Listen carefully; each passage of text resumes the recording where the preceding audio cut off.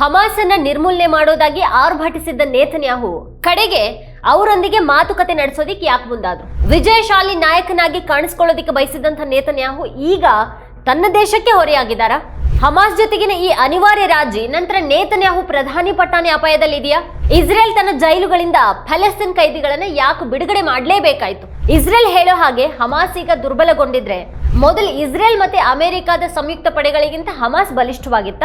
ಇದು ನಿಜವಾಗಿಯೂ ನೇತನ್ಯಾಹು ವಿಜಯ ಆಗಿದ್ರೆ ಸಂಭ್ರಮಾಚರಣೆ ಎಲ್ಲಿದೆ? ಇಷ್ಟು ಸುದೀರ್ಘ ಕಾಲದಲ್ಲಿ ಒಮ್ಮೆಯೂ ಇಸ್ರೇಲ್ ಸೇನೆಗೆ ಪುಟ್ಟ ಗಾಜಾದಲ್ಲಿ ತನ್ನ ಒತ್ತೆಯಾಳುಗಳನ್ನ ಪತ್ತೆ ಮಾಡೋದಕ್ಕೆ ಸಾಧ್ಯ ಆಗ್ಲಿಲ್ಲ. ಯಾಕೆ? ಒತ್ತೆಯಾಳುಗಳ ಸುರಕ್ಷಿತ ಬಿಡುಗಡೆ ಹಮಾಸ್ ಬಗ್ಗೆ ಮತ್ತದು ಒತ್ತೆಯಾಳುಗಳನ್ನ ಹೇಗ್ ನಡೆಸ್ಕೊಂಡಿತ್ತು ಅನ್ನೋದ್ರ ಬಗ್ಗೆ ಏನನ್ನ ಹೇಳುತ್ತೆ? ಇಸ್ರೇಲ್ ನಿಜವಾಗಿಯೂ ಸಾರ್ವಭೌಮ ರಾಷ್ಟ್ರನ ಅಥವಾ ಅಮೆರಿಕದ ವಸಾಹತುನ? ಫಲಸ್ತೀನ್ ಹಾಗೆ ಹಮಾಸ್ ಅನ್ನ ನಿರ್ನಾಮ ಮಾಡಿಬಿಡ್ತೀನಿ ಅಂತ ಹೇಳಿದಂತ ನೇತನ್ಯಾಹು ಈಗ ಎಂಥ ಪರಿಸ್ಥಿತಿ ತಲುಪಿದ್ದಾರೆ ಅನ್ನೋದ್ರ ಬಗ್ಗೆ ಇವತ್ತಿನ ವಿಡಿಯೋದಲ್ಲಿ ನಾವು ಚರ್ಚೆ ಮಾಡೋಣ. ಆದ್ರೆ ಅದಕ್ಕೂ ಮುನ್ನ ನೀವಿನ್ನೂ ನಮ್ಮ ಚಾನಲ್ ಅನ್ನ ಸಬ್ಸ್ಕ್ರೈಬ್ ಮಾಡಿಲ್ಲ ಅನ್ನೋದಾದ್ರೆ ಈಗಲೇ ಈ ವಿಡಿಯೋದ ಕೆಳಗೆ ಕಾಣ್ತಾರಂತ ಸಬ್ಸ್ಕ್ರೈಬ್ ಬಟನ್ ಹಾಗೆ ಪಕ್ಕದಲ್ಲಿರುವಂತಹ ಬೆಲ್ ಐಕಾನ್ ಪ್ರೆಸ್ ಮಾಡಿ ನಮ್ಮನ್ನ ಪ್ರೋತ್ಸಾಹಿಸಿ. ಇಸ್ರೇಲ್ ಗಾಜಾ ಮೇಲಿನ ಆಕ್ರಮಣದಲ್ಲಿ ಹೇಗೆ ಕೊನೆಗೂ ಸುಮ್ಮನಾಗಬೇಕಾಯಿತು ಅನ್ನೋದ್ರ ಬಗ್ಗೆ ನಿಮ್ಗೇನು ಅಭಿಪ್ರಾಯ ಇದೆ ಅದನ್ನ ಕೆಳಗಡೆ ಕಮೆಂಟ್ ಮಾಡಿ. ಈ ವಿಡಿಯೋವನ್ನ ಕೊನೆವರೆಗೂ ನೋಡಿ ಹಾಗೂ ಇದರ ಲಿಂಕ್ ಅನ್ನ ನಿಮ್ಮೆಲ್ಲ ಬಂಧು ಮಿತ್ರರಿಗೆ ವಾಟ್ಸ್ಆಪ್ ಮಾಡಿ. ಈಗ ವಿಷಯಕ್ಕೆ ಬರೋಣ. ಗಾಜಾ ಮತ್ತೆ ಇಸ್ರೇಲ್ ನಡುವೆ ಕದನ ವಿರಾಮ ಪ್ರಕ್ರಿಯೆಗಳು ಪ್ರಾರಂಭ ಆಗಿವೆ. ಹಮಾಸ್ 3 ಒತ್ತೆಯಾಳುಗಳನ್ನ ಬಿಡುಗಡೆ ಮಾಡಿದೆ. ಇಸ್ರೇಲ್ 90 ಕೈದಿಗಳನ್ನ ಬಿಡುಗಡೆ ಮಾಡಿದೆ. ಹಮಾಸ್ ಅನ್ನ ನಾಶ ಮಾಡೋದಕ್ಕೆ ಬಯಸಿದಂತ ನೇತನ್ಯಾಹು ಕಡೆಗೆ ಅದರ ಜೊತೆಗೆ ರಾಜಿ ಮಾಡ್ಕೊಳ್ಬೇಕಾಯ್ತು. ಟ್ರಂಪ್ ಕದನ ವಿರಾಮವನ್ನ ತಂದ ರೀತಿಯನ್ನ ನೋಡಿದ ಬಳಿಕ ಅಂತೂ ನೇತನ್ಯಾಹು ಸ್ಥಿತಿ ಈಗ ಚರ್ಚೆ ಕಾರಣ ಆಗಿದೆ. ಟ್ರಂಪ್ ಆದೇಶದ ಮೇರೆಗೆ ಹಮಾಸ್ ಜೊತೆಗೆ ರಾಜಿ ಮಾಡ್ಕೊಂಡಂತ ನೇತನ್ಯಾಹು ಕಥೆ ಅವ್ರದೇ ದೇಶದಲ್ಲಿ ಏನಾಗ್ಲಿದೆ ಅನ್ನುವಂಥ ಪ್ರಶ್ನೆ ಕೂಡ ಎದ್ದಿದೆ. ಗಾಜಾದಲ್ಲಿ ಬಾಂಬ್ ದಾಳಿ ಇಲ್ಲದ ಒಂದು ರಾತ್ರಿಯ ನಂತರ ಶಾಂತಿಯ ಸೂಚನೆಗಳು ಸ್ಪಷ್ಟ ಆಗ್ತಾ ಇವೆ. ಗಾಜಾದಲ್ಲಿ ಶಾಂತಿ ಮರಳಲಿದೆಯಾ? ಈ ಪ್ರಶ್ನೆಯ ಜೊತೆಗೆ ನೇತನ್ಯಾಹುಗೆ ಮುಂದೇನ್ ಕಾದಿದೆ ಅನ್ನುವಂಥ ಪ್ರಶ್ನೆ ಕೂಡ ಹೇಳುತ್ತೆ. ಒಂದು ವಿಡಿಯೋವನ್ನು ಹಂಚಿಕೊಳ್ಳಲಾಗಿದೆ. ಆ ವಿಡಿಯೋದಲ್ಲಿ ಹಮಾಸ್ನಿಂದ ಮುಕ್ತರಾದ 3 ಇಸ್ರೇಲ್ ಮಹಿಳೆಯರು ಇಸ್ರೇಲ್ ಗಡಿಗೆ ಬರ್ತಾ ಇರೋದನ್ನ ನಾವು ಕಾಣಬಹುದು. ಅದರ ಹಿನ್ನೆಲೆಯಲ್ಲಿ ಇಸ್ರೇಲ್ ಸೈನ್ಯ ನಾವು ಅದಕ್ಕಾಗಿನೇ ಹೋರಾಡ್ತಾ ಇದ್ವಿ ಅಂತ ಹೇಳ್ತಾ ಇದೆ.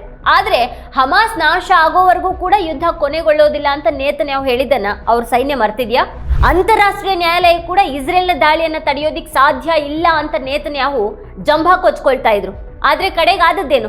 1 ವರ್ಷದವರೆಗೆ ಇಸ್ರೇಲ್ ಸೈನ್ಯ ಹಮಾಸ್ ಮತ್ತೆ ಒತ್ತೆಯಾಳುಗಳನ್ನ ಸಣ್ಣ ಪ್ರದೇಶದಲ್ಲಿ ಸುತ್ತುವರೆದು ತಪ್ಪಿಸಿಕೊಳ್ಳುವಂತಹ ಮಾರ್ಗವನ್ನ ನಿರ್ಬಂಧಿಸಿದ ನಂತರ ಕೂಡ ಪತ್ತೆ ಮಾಡೋದಿಕ್ ಸಾಧ್ಯ ಆಗಿರಲಿಲ್ಲ.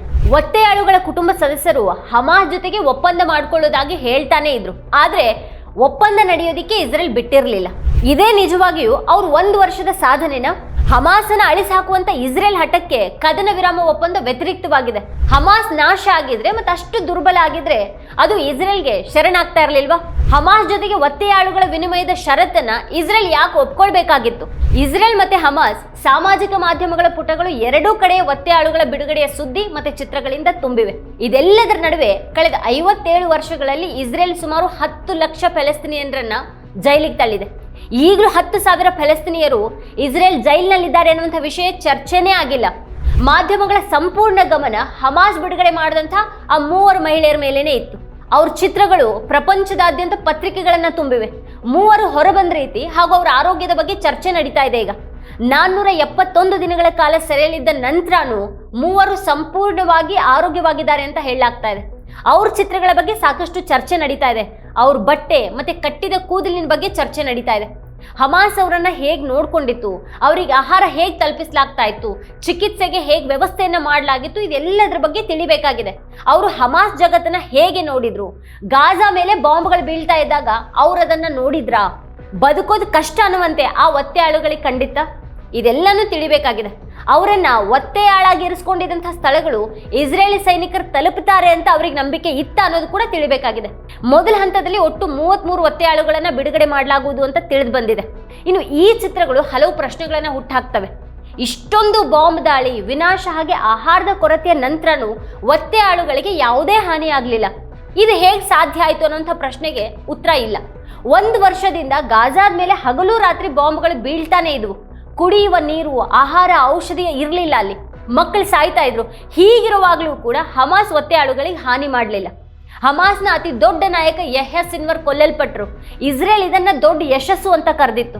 ಆದ್ರೆ ಅದರ ನಂತರ ಕೂಡ ಹಮಾಸ್ ಈ ಒತ್ತೆಯಾಳುಗಳಿಗೆ ಹಾನಿ ಮಾಡಲಿಲ್ಲ. ಕೆಲವು ಒತ್ತೆಯಾಳುಗಳ ಸಾವಿನ ವರದಿಗಳಿವೆ, ಆದ್ರೆ ಅವರನ್ನು ಹಮಾಸ್ ಕೊಂದಿದೆ ಅನ್ನೋದು ಇನ್ನೂ ದೃಢಪಟ್ಟಿಲ್ಲ, ಅಥವಾ ಅವರು ಇತರ ಕಾರಣಗಳಿಂದ ಕೂಡ ಮೃತಪಟ್ಟಿರಬಹುದು. ಈ ಒತ್ತೆಯಾಳುಗಳ ಕಾರಣದಿಂದಾಗಿ ಹಮಾಸ್ ಇಸ್ರೇಲ್ನೊಂದಿಗೆ ಮಾತುಕತೆ ನಡೆಸೋದಿಕ್ ಸಾಧ್ಯ ಆಯಿತು. ಹಮಾಸ್ ಈ ಒತ್ತೆಯಾಳುಗಳನ್ನ ಕೊಲ್ಲೋದೇ ಆಗಿದ್ದಲ್ಲಿ ಅದು ಅವರನ್ನ ಯಾಕೆ ಕರೆ ತರ್ತಾ ಇತ್ತು? ಅವರನ್ನ ಕರೆತಂದ ನಂತರ ಯಾಕೆ ಅವರನ್ನ ಸುರಕ್ಷಿತವಾಗಿ ಮತ್ತೆ ಆರೋಗ್ಯವಾಗಿರುವಂತೆ ಇಡ್ತಾ ಇತ್ತು? ನೇತನ್ಯಾಹು ಸೈನ್ಯ ಗಾಜಾದ ಮೇಲೆ ದಾಳಿ ಮಾಡ್ತಾನೆ ಇತ್ತು, ಬಾಂಬ್ಗಳನ್ನ ಹಾಕ್ತಾನೆ ಇತ್ತು. ಆದ್ರೆ ಹಮಾಸ್ ಮಾತ್ರ ಈ ಒತ್ತೆಯಾಳುಗಳನ್ನ ಚೆನ್ನಾಗಿನೇ ನೋಡ್ಕೊಂಡಿತ್ತು ಮತ್ತು ಅವರಿಗೆ ತೊಂದರೆ ಮಾಡಲಿಲ್ಲ ಅನ್ನೋದು ಇಲ್ಲಿ ಕಾಣಿಸುತ್ತೆ. ಗಾಜಾ ಸಂಪೂರ್ಣವಾಗಿ ನಾಶವಾಗುವಂತ ಹಂತದಲ್ಲಿದೆ. ಆಸ್ಪತ್ರೆಗಳಿಂದ ಹಿಡಿದು ಯಾವುದೇ ಸ್ಥಳ ಕೂಡ ಸುರಕ್ಷಿತವಾಗಿಲ್ಲ ಅಲ್ಲಿ.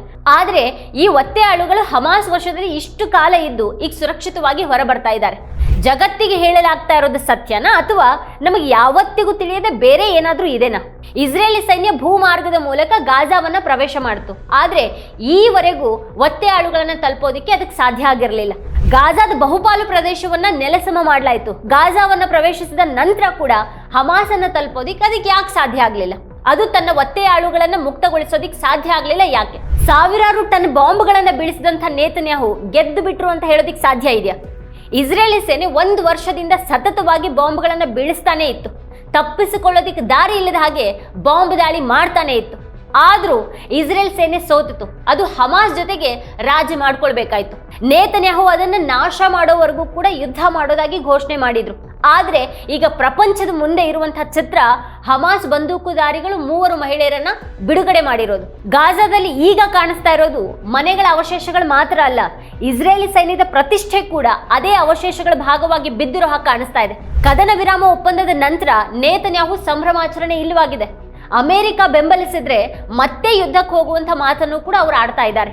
ಈ ಸಮಯದಲ್ಲಿ ನೇತನ್ಯಾಹು ಒತ್ತೆಯಾಳುಗಳ ಬಗ್ಗೆ ಯೋಚನೆ ಮಾಡಿದ್ದಾರೆ. ಆದ್ರೆ ಬೈಡನ್ ಸರ್ಕಾರ ಅಧಿಕಾರದಲ್ಲಿ ಇರೋವರೆಗೂ ಅವರು ಅದ್ರ ಬಗ್ಗೆ ಯೋಚನೆ ಮಾಡಿರಲಿಲ್ಲ.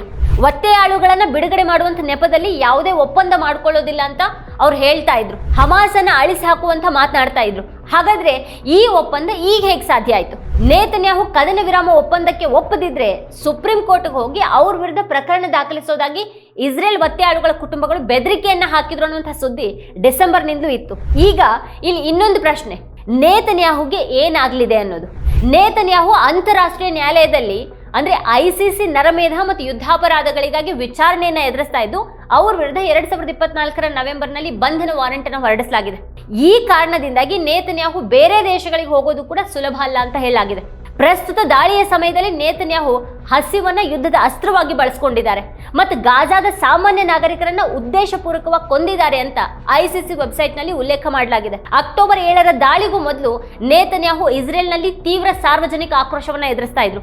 2020ರಿಂದ ಆತ ವಂಚನೆ, ಭ್ರಷ್ಟಾಚಾರ ಮತ್ತೆ ನಂಬಿಕೆ ಉಲ್ಲಂಘನೆಯ ಆರೋಪಗಳನ್ನ ಎದುರಿಸ್ತಾ ಇದ್ದಾರೆ. 2019ರಲ್ಲಿ ದಾಖಲಾದಂತ ಈ ಪ್ರಕರಣಗಳ ವಿಚಾರಣೆ 2020ರಿಂದ ನಡೀತಾ ಇದೆ. 2024ರ ಡಿಸೆಂಬರ್ನಲ್ಲಿ ಅವರು ನ್ಯಾಯಾಲಯದ ಮುಂದೆ ಹಾಜರಾದ್ರು. ಹಿಂದಿನ ವರ್ಷಗಳಲ್ಲಿ ಅವ್ರ ತಂಡ ಅವರು ಕೋರ್ಟ್ ಎದುರು ಹಾಜರಾಗೋದನ್ನ ಮುಂದೂಡೋದಕ್ಕೆ ಪದೇ ಪದೇ ಪ್ರಯತ್ನ ಪಡ್ತಿತ್ತು ಅಂತ ಮಾಧ್ಯಮ ವರದಿಗಳು ಹೇಳ್ತಾ ಇವೆ. ಹಮಾಸ್ ದಾಳಿಗೂ ಮೊದಲಿನ ಆಕ್ರೋಶ ಕೂಡ ಅವ್ರ ಕುರ್ಚಿ ಅಪಾಯದಲ್ಲಿದೆ ಅನ್ನೋದನ್ನ ತೋರಿಸಿತ್ತು. ಇನ್ನು ಸರ್ಕಾರದ ನಿರ್ಧಾರವನ್ನ ರದ್ದುಗೊಳಿಸಬಹುದಾದಂತಹ ಸುಪ್ರೀಂ ಕೋರ್ಟ್ನ ಅಧಿಕಾರವನ್ನ ನೇತನ್ಯಾಹು ರದ್ದುಗೊಳಿಸಿರುವಂತಹ ಆರೋಪ ಕೂಡ ಇದೆ. ಗಾಜಾ ಮೇಲಿನ ದಾಳಿಯಿಂದಾಗಿ ಈ ಎಲ್ಲಾ ಪ್ರಕರಣಗಳು ಮುಕ್ತಾಯಗೊಂಡಿಲ್ಲ, ಆದ್ರೆ ಆ ಚರ್ಚೆ ಹಿಂದೆ ಸರಿತಷ್ಟೇ. ಇನ್ನು ಗಾಜಾ ಬಗ್ಗೆ ಇಸ್ರೇಲ್ ಮತ್ತೆ ಅಮೆರಿಕಾದ ನೀತಿಯಲ್ಲಿ ಮೂಲಭೂತ ಬದಲಾವಣೆ ಆಗತ್ತಾಗಿದ್ರೆ, ಅಮೆರಿಕ ಯಾವಾಗ್ಲೂ ಇಸ್ರೇಲ್ ಜೊತೆಗಿದೆ ಮತ್ತೆ ಯಾವಾಗ್ಲೂ ಅದರೊಂದಿಗಿರುತ್ತೆ. ಇಸ್ರೇಲ್ ನರಮೇಧ ಮಾಡಿದೆ ಅಂತ ಟ್ರಂಪ್ ಹೇಳಲಿಲ್ಲ. ಇಸ್ರೇಲ್ನ ಯುದ್ಧಾಪರಾಧಗಳ ಬಗ್ಗೆಯೂ ಕೂಡ ಅವ್ರು ಏನನ್ನೂ ಮಾತಾಡಿಲ್ಲ. ನೇತನ್ಯಾಹು ಬಗ್ಗೆ ಟ್ರಂಪ್ ಏನನ್ನೂ ಹೇಳಿಲ್ಲ ಅನ್ನೋದನ್ನ ಕೂಡ ನಾವಿಲ್ಲಿ ಗಮನಿಸೋದು ಮುಖ್ಯ ಆಗುತ್ತೆ. ಆದ್ರೆ ಅವ್ರ ಮಾತಿನ ಮೇರೆಗೇನೆ ಈ ಕದನ ವಿರಾಮ ಘೋಷಣೆಯಾಗಿದೆ. ಇಸ್ರೇಲ್ ಕೈಯಲ್ಲಿ ಏನೂ ಇಲ್ಲ, ಅದರ ಬಾಸ್ ಅಮೆರಿಕ ಅನ್ನುವಂತ ಆಗ್ಬಿಟ್ಟಿದೆ. ನೇತನ್ಯಾಹು ಕೊನೆಯಲ್ಲಿ ಏನ್ ಸಾಧಿಸಿದ್ರು? ಅವರ ಸೈನ್ಯ ಒತ್ತೆಯಾಳುಗಳನ್ನು ತಲುಪೋದಿಕ್ಕೂ ಕೂಡ ಸಾಧ್ಯ ಆಗಿರಲಿಲ್ಲ. ಮತ್ತೆ ಇಡೀ ಪ್ರಪಂಚದ ಮುಂದೆ ಇನ್ನೊಂದು ದೇಶ ಅವರನ್ನ ಬೆದರಿಸ್ತಾ ಇದೆ. ಈಗ ಟ್ರಂಪ್ ಯುದ್ಧವನ್ನ ನಿಲ್ಲಿಸೋದ್ರ ಬಗ್ಗೆ ಮಾತ್ರ ಮಾತಾಡ್ತಾ ಇದ್ದಾರೆ, ಆದ್ರೆ 2 ರಾಷ್ಟ್ರಗಳ ಮಾನ್ಯತೆಯ ಬಗ್ಗೆ ಅವ್ರು ಮಾತಾಡ್ತಾ ಇಲ್ಲ. ಅವರು ಜನರ ಹಕ್ಕುಗಳು ಮತ್ತೆ ಸ್ವಾತಂತ್ರ್ಯದ ಬಗ್ಗೆ ಮಾತಾಡ್ತಾ ಇಲ್ಲ. ಕನಿಷ್ಠ ಇಲ್ಲಿಯವರೆಗಂತೂ ಅವರಂಥ ಯಾವ ಮಾತನ್ನು ಹೇಳಿಲ್ಲ. ಬೈಡನ್ ಮತ್ತೆ ಟ್ರಂಪ್ ಅವರ ಹೇಳಿಕೆಗಳ ನಡುವೆ ಖಂಡಿತವಾಗಿಯೂ ವ್ಯತ್ಯಾಸ ಇರುತ್ತೆ, ಆದ್ರೆ ಅಮೆರಿಕದ ನೀತಿಯಲ್ಲಿ ದೊಡ್ಡ ಬದಲಾವಣೆ ಏನು ಕಂಡು ಬರ್ತಾ ಇಲ್ಲ. ಈಗ ಕದನ ವಿರಾಮ ಘೋಷಣೆಯಾಗಿದೆ. ಒತ್ತೆಯಾಳುಗಳು ಮತ್ತೆ ಕೈದಿಗಳ ವಿನಿಮಯವನ್ನ ನಾವು ನೋಡ್ತಾ ಇದ್ದೀವಿ. ಗಾಜಾವನ್ನ ಪುನರ್ ನಿರ್ಮಿಸುವಂತಹ ವಿಷಯ ಬಂದಾಗ ವಿಶ್ವದ ಯಾವ ದೇಶ ಗಾಜಾಗೆ ಎಷ್ಟು ಹಣವನ್ನ ನೀಡುತ್ತೆ ಅನ್ನೋದನ್ನ ನಾವು ನೋಡಬಹುದು. ಕಳೆದ ವರ್ಷ ಮೇ ತಿಂಗಳಲ್ಲಿ ಇಸ್ರೇಲ್ನ ರಾಷ್ಟ್ರೀಯ ಭದ್ರತಾ ಸಲಹೆಗಾರ ಹಮಾಸ್ ಎಲ್ಲಾ ಒತ್ತೆಯಾಳುಗಳನ್ನ ಬಿಡುಗಡೆ ಮಾಡಿದ್ರು ಯುದ್ಧ ನಿಲ್ಲೋದಿಲ್ಲ ಅಂತ ಹೇಳಿದ್ರು. ಅವರೆಲ್ಲರೂ ಕದನ ವಿರಾಮಕ್ಕೆ ಒಪ್ಕೊಂಡಿದ್ದಾರೆ ಅಂತ ಟ್ರಂಪ್ ಹೇಳೋ ಮೂಲಕ ಅವರೆಲ್ಲರನ್ನ ಬಾಯಿ ಮುಚ್ಚಿಸಿದ್ದಾರಾ ಅಥವಾ ಏನಾದ್ರೂ ತೋರಿಕೆಯ ತಂತ್ರನ ಇದು? ಅಮೆರಿಕದ ಅಧ್ಯಕ್ಷರು ಪ್ರಮಾಣ ವಚನ ಸ್ವೀಕರಿಸಿದಾಗಲೆಲ್ಲ ಇಸ್ರೇಲ್ ಗಾಜಾದ ಮೇಲೆ ಕದನ ವಿರಾಮವನ್ನು ಘೋಷಿಸುತ್ತೆ, ದಾಳಿಯನ್ನ ನಿಲ್ಲಿಸಲಾಗುತ್ತೆ ಅನ್ನುವಂಥ ಮಾತುಗಳು ಕೂಡ ಕೇಳಿಬಂದಿವೆ. ಇದೆಲ್ಲದರ ನಡುವೆ ಅಮೆರಿಕದ ಭದ್ರತಾ ವಕ್ತಾರ ಜಾನ್ ಕಿರ್ಬಿ ಹಮಾಸ್ ದುರ್ಬಲಗೊಂಡ ಕಾರಣ ಒಪ್ಪಂದವನ್ನು ಮಾಡಿಕೊಳ್ಳಲಾಗಿದೆ ಅಂತ ಹೇಳಿರೋದು ತುಂಬಾ ದೊಡ್ಡ ಸುಳ್ಳು ಅಂತ ಕಾಣಿಸ್ತಾ ಇದೆ. ಹಾಗಾದ್ರೆ ಹಿಂದೆ ಹಮಾಸ್ ದುರ್ಬಲವಾಗಿರಲಿಲ್ಲ. ಇಸ್ರೇಲ್ ಮತ್ತೆ ಅಮೆರಿಕದ ಮುಂದೆ ಹಮಾಸ್ ಒಂದು ಕಾಲದಲ್ಲಿ ಬಹಳ ಬಲಿಷ್ಠವಾಗಿತ್ತು ಅಂತ ಅರ್ಥನ? ಜುಲೈನಲ್ಲಿ ಇಸ್ಮಾಯಿಲ್ ಹನಿಯಾ ಕೊಲ್ಲಲ್ಪಟ್ರು. ಅಕ್ಟೋಬರ್ನಲ್ಲಿ ಹಮಾಸ್ನ ಬಲಿಷ್ಠ ನಾಯಕ ಯಹ್ಯಾ ಸಿನ್ವರ್ ಹತ್ಯೆ ಆಯಿತು. ಹಮಾಸ್ ದುರ್ಬಲಗೊಂಡ ಕಾರಣ ಈ ಒಂದು ಒಪ್ಪಂದ ನಡೆದಿದೆ ಅನ್ನೋದು ಅಮೆರಿಕದ ನಿಲುವಾಗಿದ್ರೆ ನಿಜವಾಗಿಯೂ ಯಾರು ದುರ್ಬಲರಾಗಿದ್ದಾರೆ ಅನ್ನೋದು ಇಲ್ಲಿ ಸ್ಪಷ್ಟ ಆಗುತ್ತೆ. ಎಲ್ಲಾ ಫಲಸ್ತೀನ್ ಖೈದಿಗಳನ್ನ ಒಂದೇ ರೀತಿಯಲ್ಲಿ ನಡೆಸಿಕೊಳ್ಳಲಾಗುತ್ತೆ ಅಂತ ಹೇಳಲಾಗುತ್ತೆ. ಒಂದೇ ರಾತ್ರಿಯಲ್ಲಿ ಒಪ್ಪಂದಕ್ಕೆ ಬರಲಾಗಿದೆ ಮತ್ತೆ ಎರಡೂ ಕಡೆಯ ಒತ್ತೆಯಾಳುಗಳನ್ನ ಬಿಡುಗಡೆ ಮಾಡೋದಕ್ಕೆ ಪ್ರಾರಂಭ ಮಾಡಲಾಗಿದೆ. ನೇತನ್ಯಾಹು ತನ್ನ ದೇಶದ ಇಮೇಜ್ ಅನ್ನ ಪಣಕ್ಕಿಟ್ಟಿದ್ದಾರೆ. ಆದ್ರೆ ಹಿಂಸಾಚಾರದ ಮೂಲಕ ಯಾವುದೇ ಪರಿಹಾರ ಸಾಧ್ಯವಾಗೋದಿಲ್ಲ ಅನ್ನೋದು ಈಗ ಮತ್ತೊಮ್ಮೆ ಸಾಬೀತಾಗಿದೆ. ಇದೇ ಈ ಹೊತ್ತಿನ ಸ್ಪೆಷಲ್. ನೋಡ್ತಾ ಇರಿ ವಾರ್ತಾಭಾರತಿ. ನೀವಿನ್ನೂ ವಾರ್ತಾಭಾರತಿ ಯೂಟ್ಯೂಬ್ ಚಾನಲನ್ನು ಸಬ್ಸ್ಕ್ರೈಬ್ ಮಾಡಿಲ್ಲ ಅಂತಂದ್ರೆ ಈ ಕೂಡಲೇ ಸಬ್ಸ್ಕ್ರೈಬ್ ಮಾಡಿ, ಹಾಗೆ ಪಕ್ಕದಲ್ಲಿರುವಂಥ ಬೆಲ್ ಐಕಾನ್ನ ಪ್ರೆಸ್ ಮಾಡಿ ನಮ್ಮನ್ನು ಬೆಂಬಲಿಸಿ.